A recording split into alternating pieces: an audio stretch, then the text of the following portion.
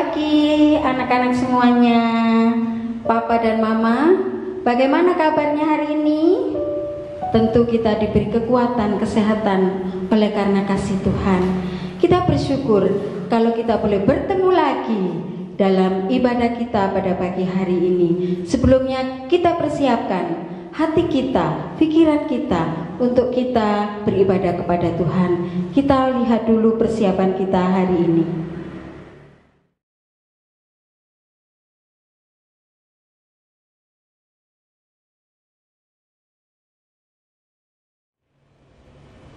Kita bersyukur kepada Tuhan karena Tuhan sangat baik kepada kita. Tuhan memberikan kesehatan, kekuatan, Tuhan memberikan berkat. Terlebih itu, Tuhan menolong di dalam setiap permasalahan kita. Setiap apa yang kita lakukan, Tuhan menyertai kita. Kita akan bersama-sama bersyukur kepada Tuhan. Kita nyanyikan pujian, segala puji syukur.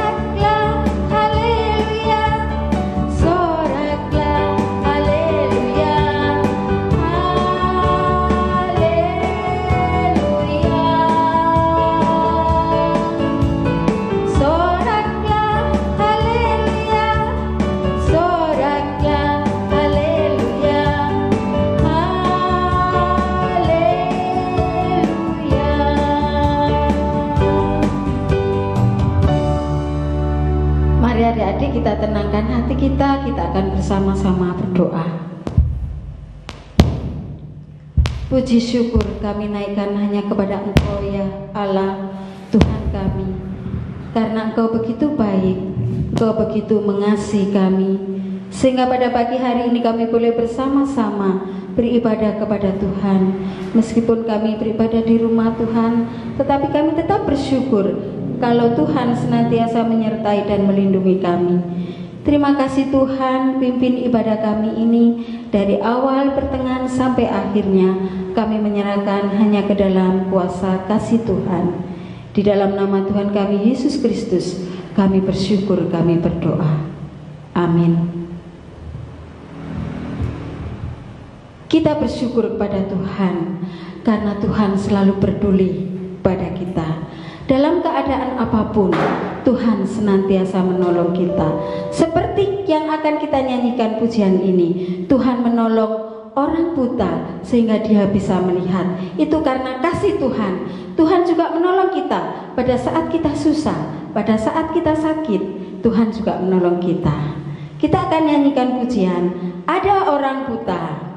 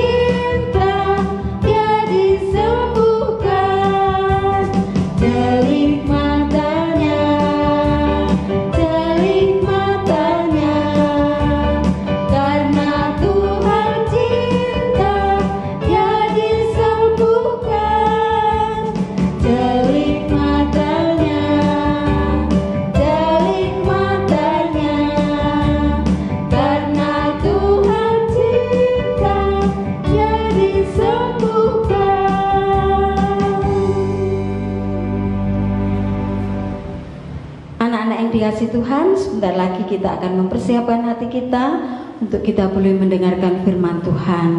Firman Tuhan pada pagi hari ini bertemakan kita bersyukur kepada Tuhan karena Tuhan selalu peduli kepada kita. Oleh sebab itu, sebelum kita mendengarkan firman Tuhan, kita akan menyanyikan pujian Beri syukur. Kita bersyukur kepada Tuhan karena doa kita terus boleh diberkati oleh Tuhan. Beri syukur, beri syukur. Beri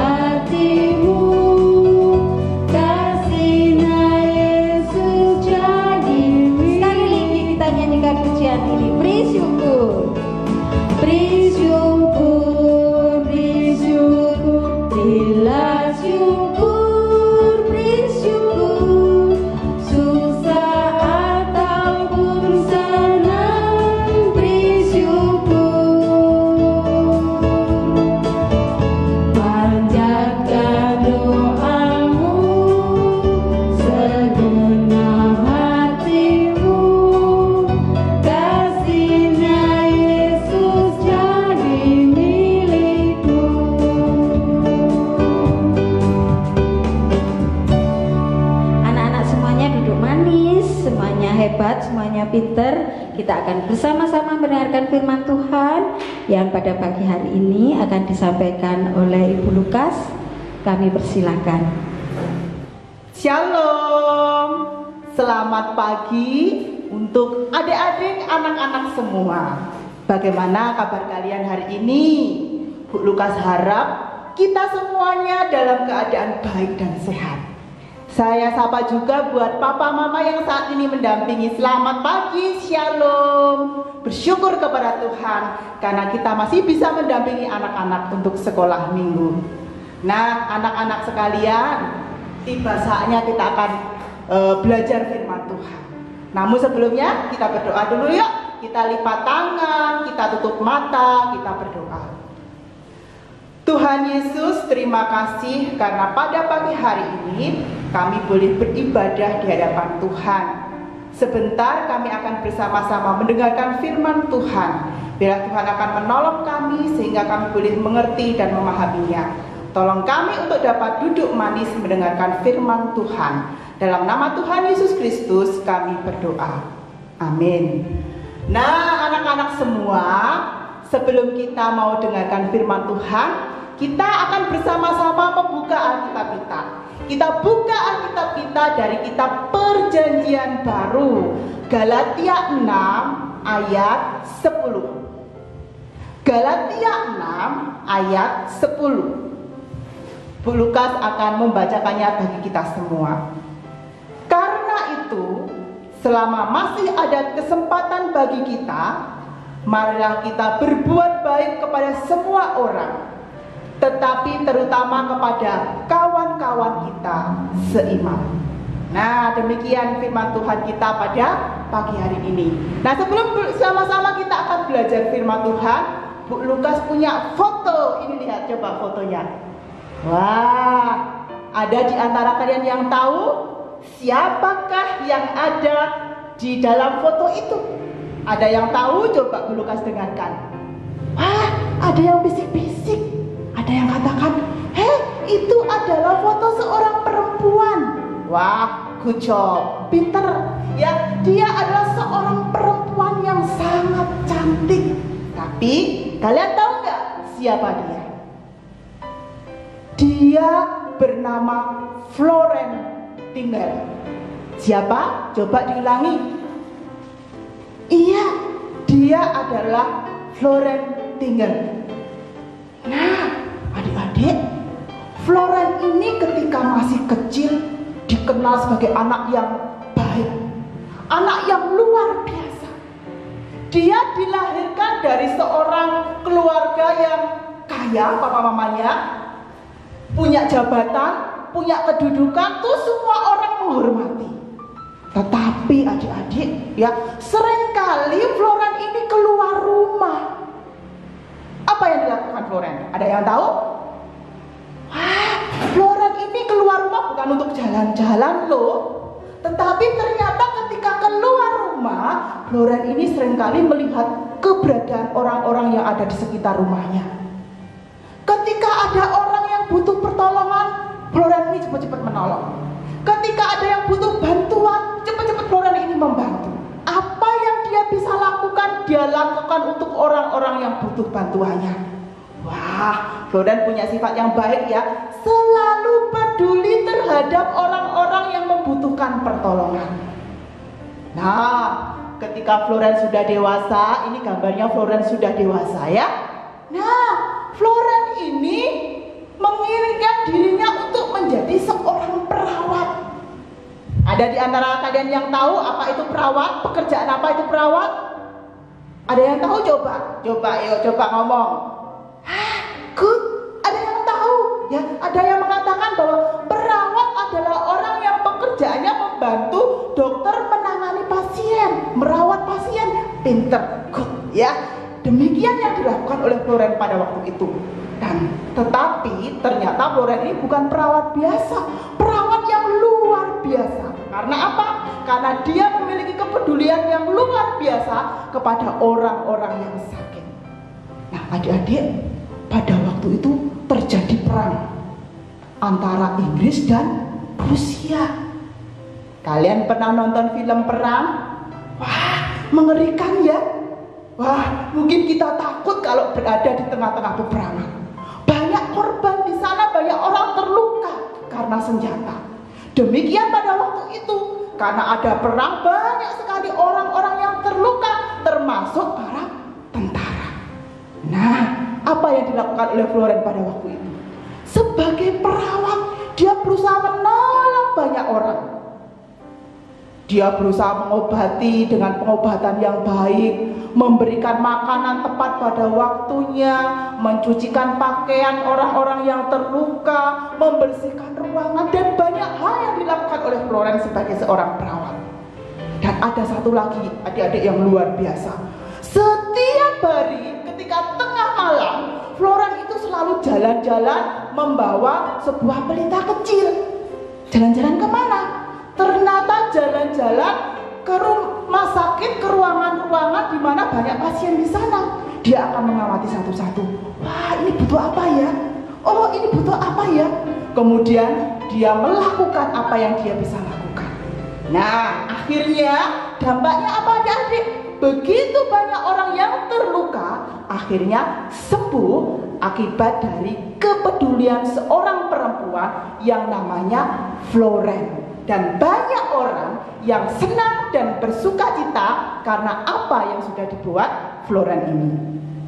Nah, adik-adik yang dikasih Tuhan, jauh sebelum Floren memberikan teladan tentang kepedulian kepada sesama, ternyata Tuhan Yesus Allah kita sudah terlebih dulu memberikan teladan tentang rasa peduli kepada orang lain, kepada semua orang di sekitar kita yang membutuhkan pertolongan kita.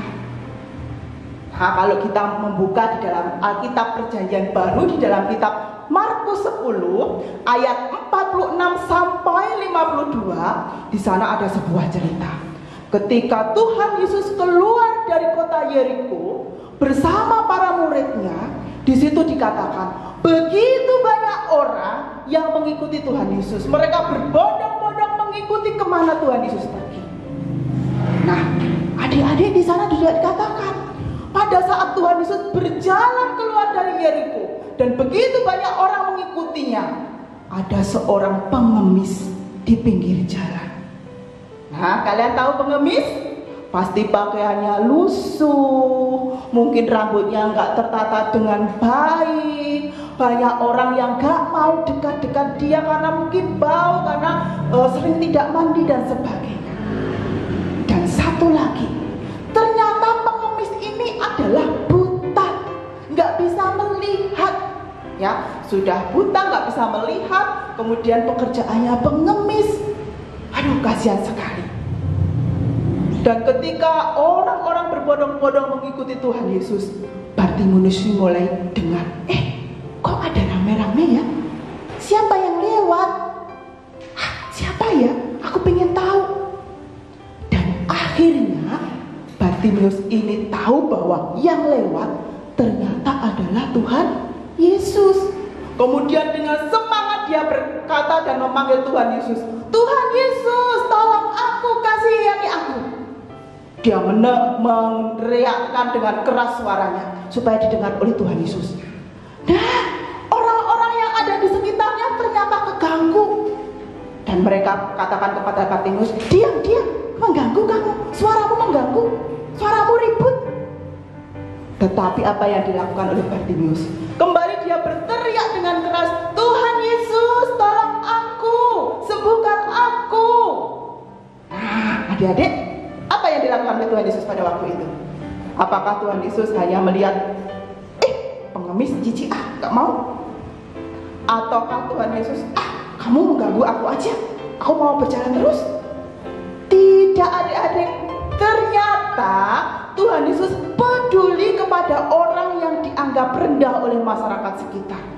Tuhan Yesus berhenti dan memanggil Bartimeus. Tuhan Yesus katakan kepada dia, apa yang bisa aku lakukan untukmu? Dan ternyata Bartimeus ingin sembuh dari sakit butanya.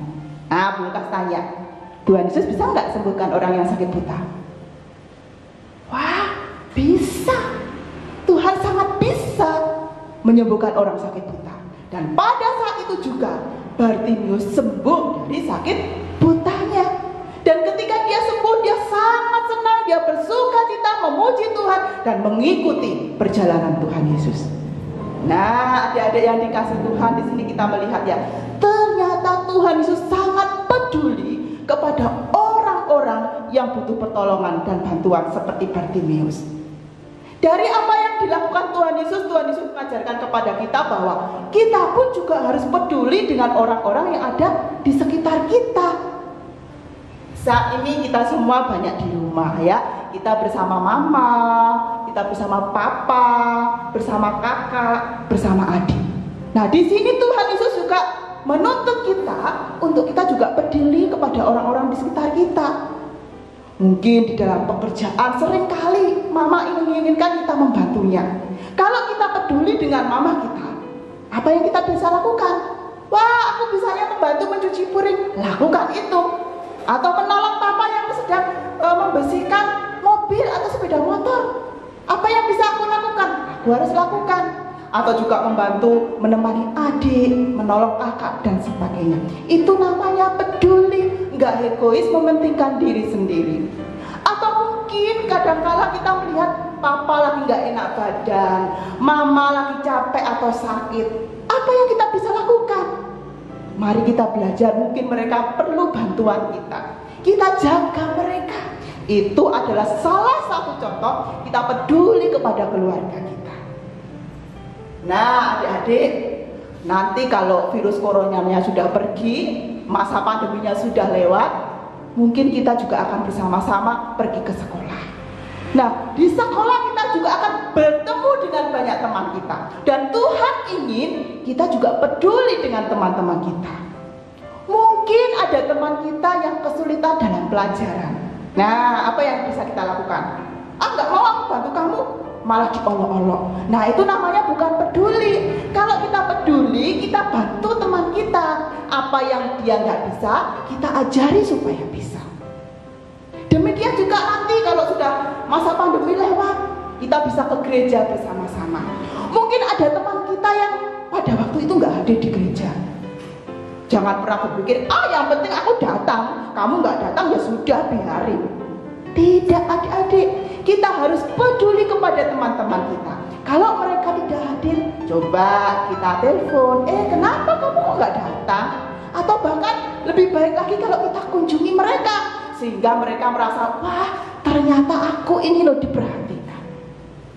Nah, masih banyak hal lagi yang kita bisa lakukan untuk menyatakan bahwa kita peduli kepada orang-orang di sekitar kita, seperti yang diajarkan oleh Tuhan Yesus. Nah, firman Tuhan yang sudah kita baca tadi di dalam Galatia 6 ayat 11, di sana firman Tuhan mengatakan agar kita berbuat baik selagi masih ada kesempatan. Mari kita berbuat baik, peduli kepada orang lain, karena itu yang dikehendaki Tuhan. Nah, adik-adik yang dikasih Tuhan, mama papa yang dikasih Tuhan, sekali lagi saat ini mari kita belajar. Hidup kita boleh menjadi berkat bagi orang lain dengan kita peduli kepada orang-orang di sekitar kita, seperti yang sudah diajarkan dan diteladankan oleh Tuhan Yesus di dalam kehidupan kita. Amin. Mari kita berdoa. Tuhan Yesus, terima kasih untuk firman-Mu pada kesempatan ini. Kami rindu ya Tuhan bahwa kami boleh melakukan firman-Mu di dalam kehidupan kami. Di dalam nama Tuhan Yesus Kristus kami sudah berdoa. Amin.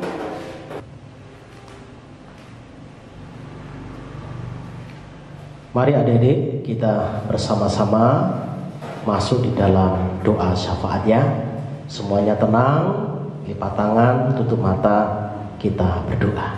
Yuk kita doa sama-sama.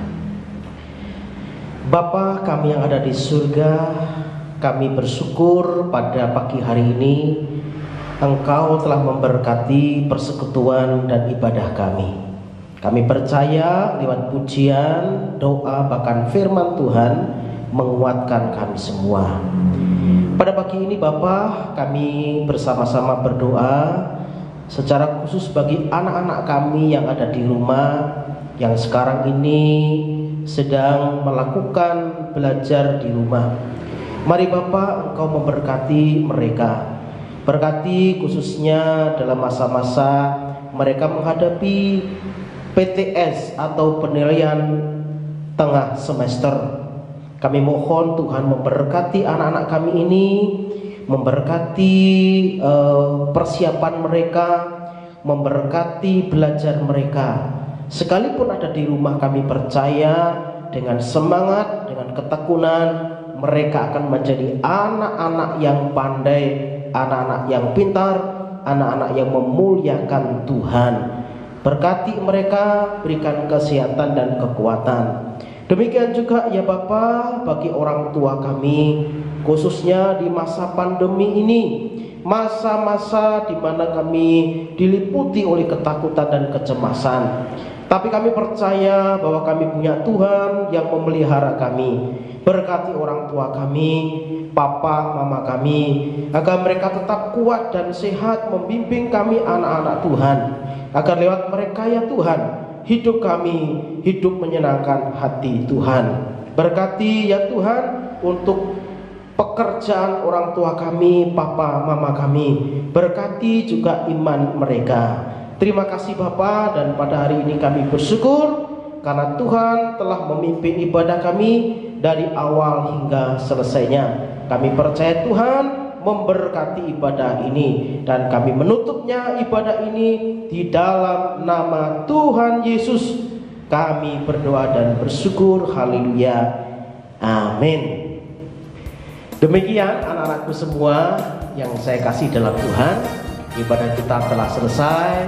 Kami terus berharap agar kita semua tetap semangat di dalam Tuhan, tetap menjaga diri kita dengan baik.